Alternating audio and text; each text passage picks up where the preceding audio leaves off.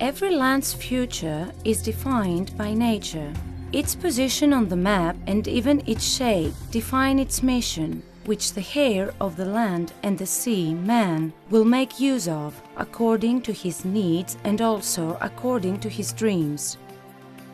If we take a good look at the map, we can easily acknowledge the mission that fate bequeathed the island of Leros. The sea embraces the island so tightly that sometimes it seems as if the island may shatter to pieces. Natural bays and harbors abound. Under the pretense of the Italian-Turkish War, Italy conquered the Dodecanese. Nevertheless, the pretense would soon be forgotten, and the Italians would remain on the Dodecanese from 1912 until 1943. During those years, Leros was armed and became one huge naval base. World War II begins. The British, who wanted to occupy the Dodecanese before the Germans, arrived on the island of Leros on the 13th of September 1943. The Germans, betrayed by the Italians for a second time, decided to conquer Leros at all costs.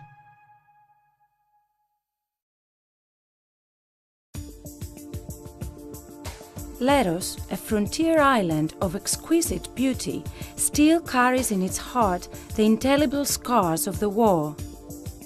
Batteries and pillboxes, manufactured from concrete, camouflaged by natural rocks, remain until today. They are dug into its mountains like small independent states. All underground galleries and ammunition depots have been blown up. We can understand the magnitude of the bombings from the craters and the shattered rocks which are scattered around the area of the battery. Sizable bases can be found on almost every hill on Leros. Here were based the gigantic Italian cannons with a range of nearly 18 kilometers.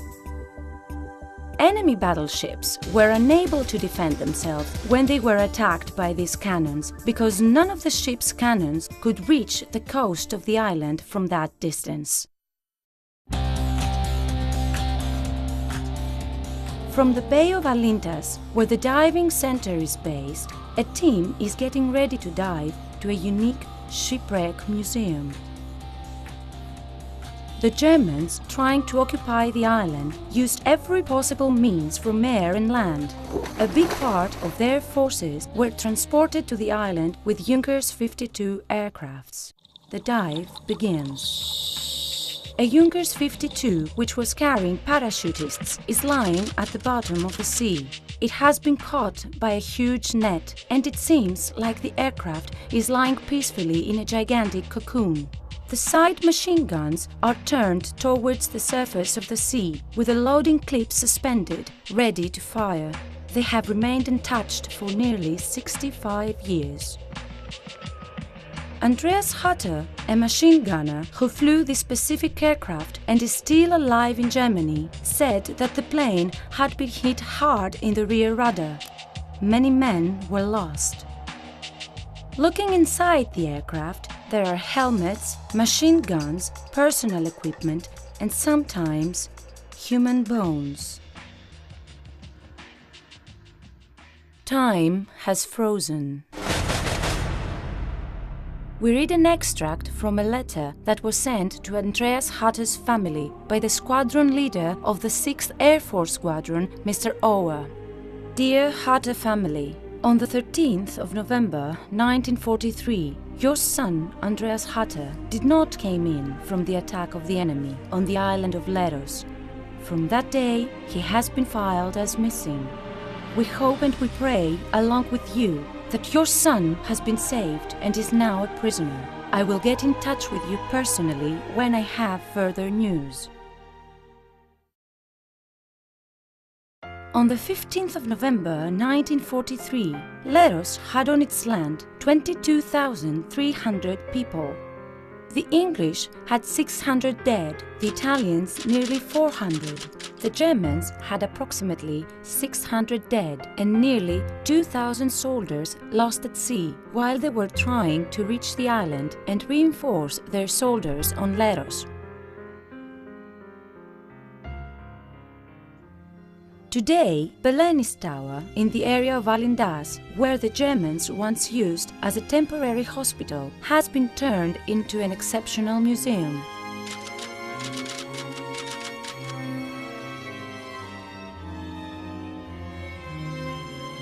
The tower is a building of unique construction that adds an air stolen from the era of the medieval knights. On the ground floor of the tower, valuable paintings, engravings and other pieces of popular art are exhibited. Climbing the stairs to the first floor, time goes backward and a large number of objects are there and take us back to World War II. Helmets of all the armed forces that fought there, soldiers' personal equipment, maps, documents, guns of different range and size, photographs and many other impressive objects have been gathered here from all around Leros. Findings from the battleship Queen Olga and also from other shipwrecks help us to continue our journey through space and time. Just after his victory, the German General Müller met with the wounded at Belenis Tower. The battle lasted for 52 days. A German officer who had fought from the Polish frontier to the Russian Taigani said that the Battle of Leros was the most ruthless battle he had ever experienced. With a traditional fishing boat, the diving team begins a daily expedition. Leaving behind the Bay of Alindas, passing the rocky island of Strongili, the team will at last anchor off the peaceful bay of Archangelos. All the natural ports of Leros were either guarded or mined. At the entries of Laki and Partheni, metallic nets were cast. In the warehouses, there was enough material for laying mines all along the coast of Alindas. At the big natural port of Partheni, an Italian anti-submarine boat dragged a huge metallic net which secured the port from one end to the other.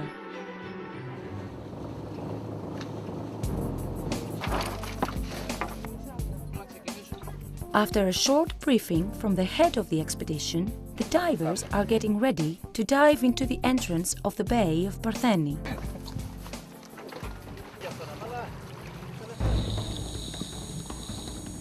Another shipwreck of unique beauty is visible at 39 meters. It is the Italian anti-submarine boat which carried the huge metallic net that sealed the port's entrance.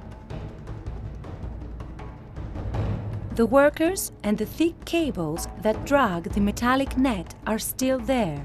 It seems like this picture is going to come to life and the huge net will rise again. Swimming inside the boat, the signs of war are visible everywhere. A bomb from an enemy aircraft which hit the boat cut her side horribly. Bullets are scattered everywhere. What the divers experience is an indescribable quietness. Each diver experiences a sweet loneliness, immersed in his thoughts and listening only to the sound of his breathing.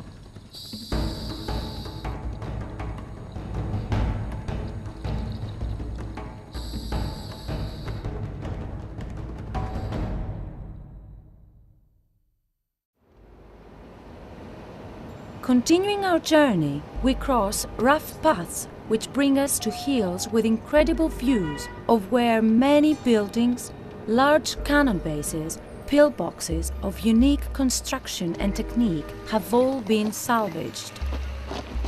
On almost every hill and in every cape we can find the remains of the defensive facilities of the island. The island of Leros was literally armed to the teeth. There were 5 nautical batteries, 9 batteries against torpedoes, and 12 air raid batteries.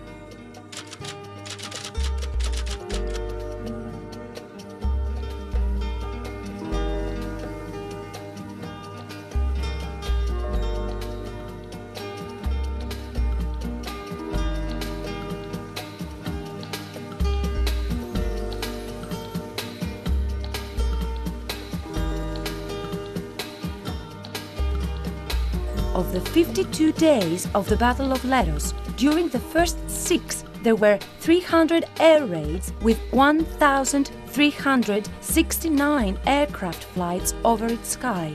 The air raid batteries shot nearly 300,000 shells. The front command toward the sea, along with the Anti-Aircraft Ground Defense Command, Command FAM DCAT, had their headquarters on Patella Mountain.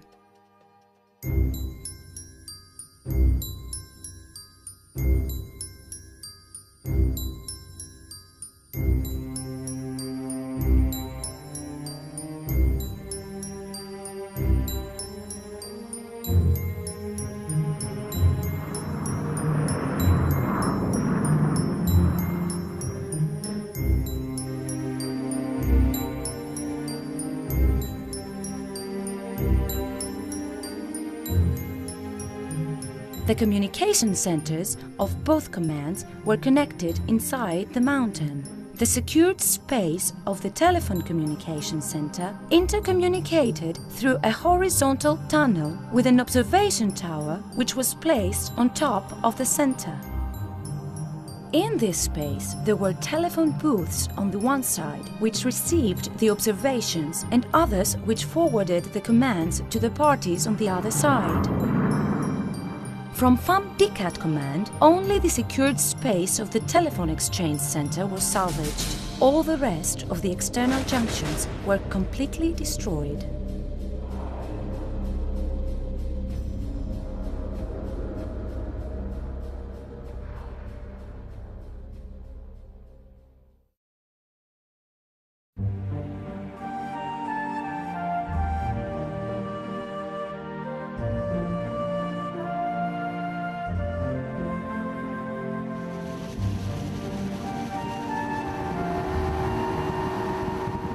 Continuing their journey, the diving team visits one more shipwreck. At the Bay of Belefoutis, 16 meters under sea level, lies a big part of the fuselage of a German bombardier, a Henkel 111.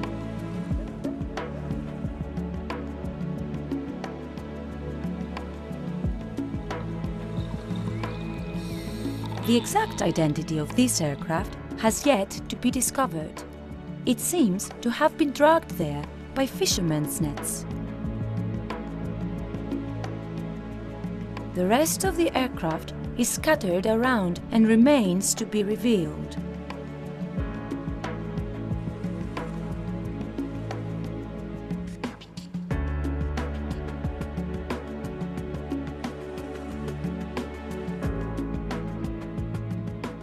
This specific aircraft had a 5-member crew. It was 16 meters long with a wingspan of 23 meters.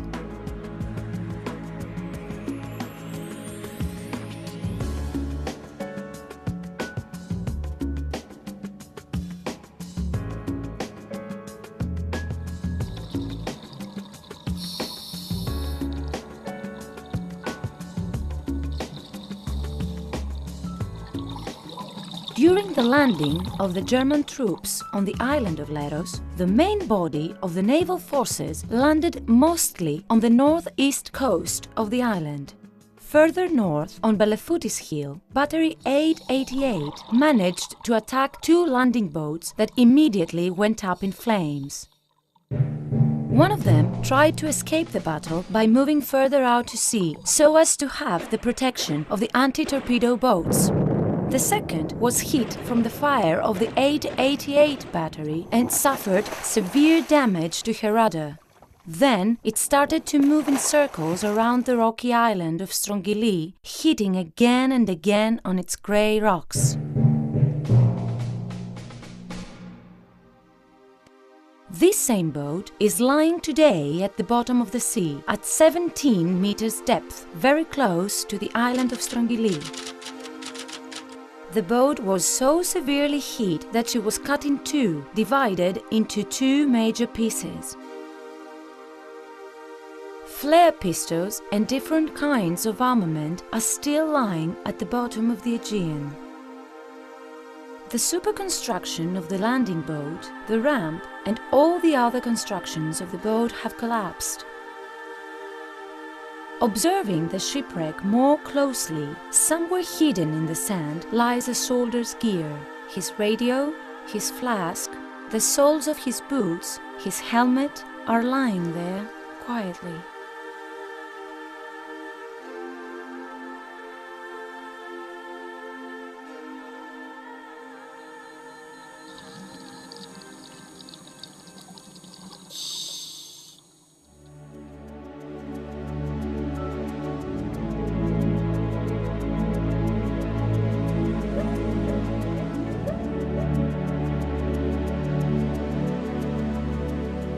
The English headquarters was dug inside the hill of Merovigli. Its roof was made of 20 meters of hard rock and it had two exits in the shape of a spear. The one looked over the Bay of Laki and the other one over the Bay of Alindas. From there, Major Tilney could see everything that happened on the island. It was really a strategic point. But the Germans also knew that. It was there that most of the bombardiers showed their fiercest face.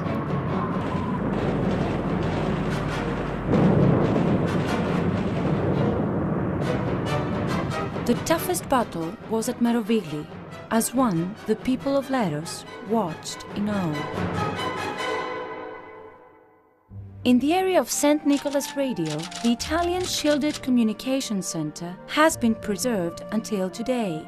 Its double, heavy shielded doors, its armed windows with door handles similar to a submarine muzzle, make this building an important monument.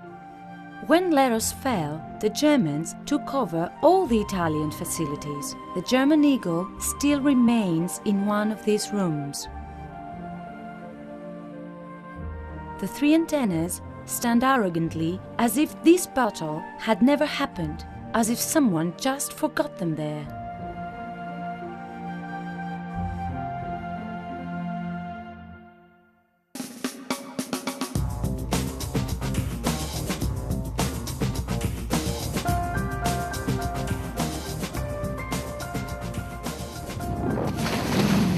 On the 26th of September 1943, the destroyer ship Queen Olga, along with English Intrepid, were surprise attacked while they were anchored inside the port of Laki. The tragedy that took place that day was beyond imagination. The Queen Olga was literally blown into the air while the oil that she was carrying burned around her on the sea. 80 people died on the spot, a legendary boat for the Greek naval army. Just a step further, close to the pier, the English Intrepid is also sinking, and the catastrophe continues. Small boats, barges, floating cranes, hydroplanes, anything that floats is fiercely bombarded. 31 meters under the sea lies silently what is left of the destroyer ship Queen Olga. Portholes, shell cases, and cannon shells are some of the signs that indicate that this was once upon a time a battleship. The power of a destructive war slowly unfolds before our eyes.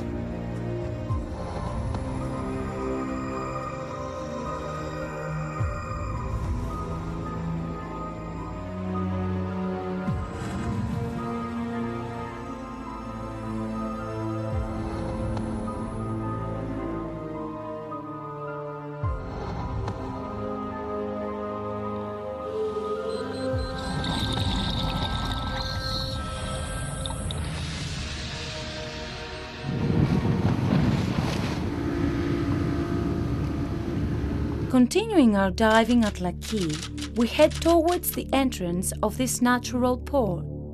a dark bulge can be distinguished at the depth of 45 meters below the sea. We meet with mountains of big metallic circles that, if stretched, form an impenetrable metallic net. Pontoons, big fish, and a multitude of sea life complete this serene, captivating dark blue.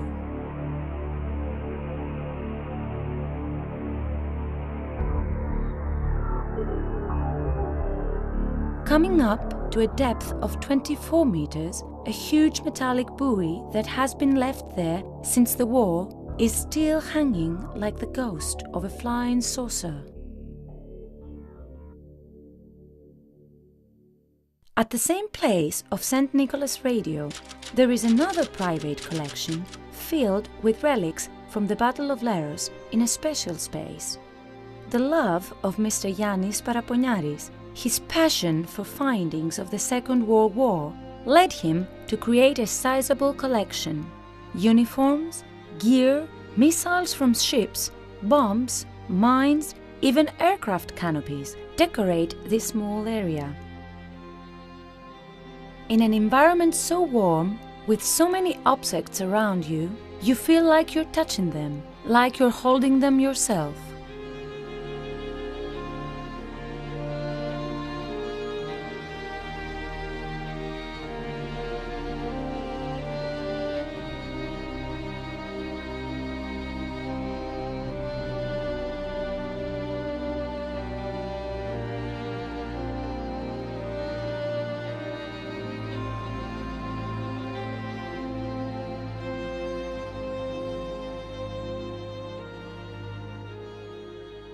Following the narrow road to the village of Platanos, we arrive at still another impressive private collection, the one of Mr. Canaris. Tassos Canaris experienced the battle when he was just a boy, and his life is history itself. Viaggio a Leros era un miracolo, tutta gramata. Many times he has been the main reason for the reunion of old comrades in arms and even enemy soldiers, that when they finally met, they embraced each other wholeheartedly.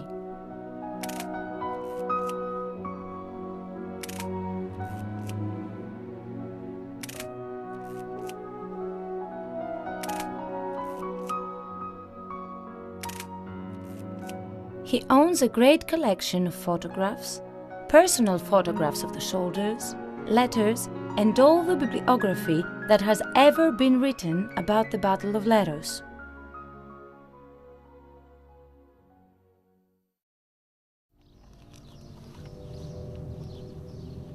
At the area of Merikia, one of many of the Italian shelters has been turned into a lively museum. Around it, many different vehicles of the armed forces are exhibited.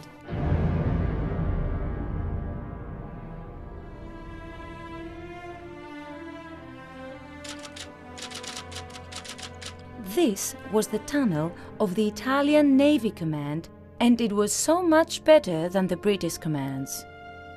Its floors were made of concrete. It had good lighting and excellent ventilation. Tunnels and dim light, guns, maps and information show us an even crueler image of this hard battle.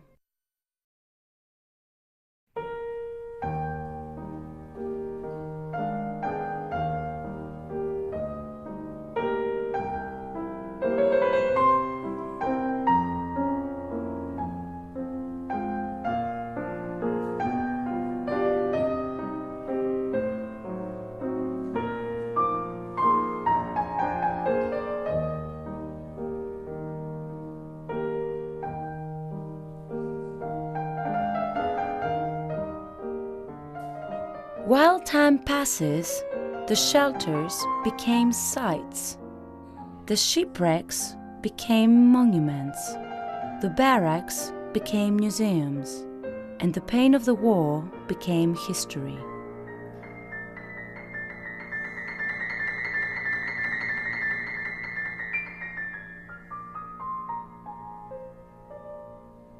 Leros, an alternative proposition for your vacation, a special destination that combines natural beauty and historic memory.